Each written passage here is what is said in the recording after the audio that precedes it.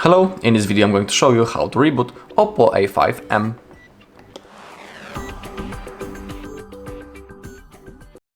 Alright, so let's begin. This process is really easy and I'm sure that all of you can handle it. So all we need to do to reboot this device is to open up the power menu first, and we do it by using the power button and volume up button. We need to simply use the two button combination, click both buttons at the same time, and now the power menu launches. Now all we need to do is to grab this white ball using our finger, place it to the upside on the restart. Now release your finger.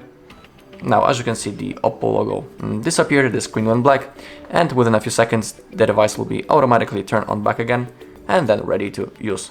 Also, I will tell you that performing a simple reboot is good for your device health, because during that process your phone rests, we can say it in that way, and also the RAM gets freed up.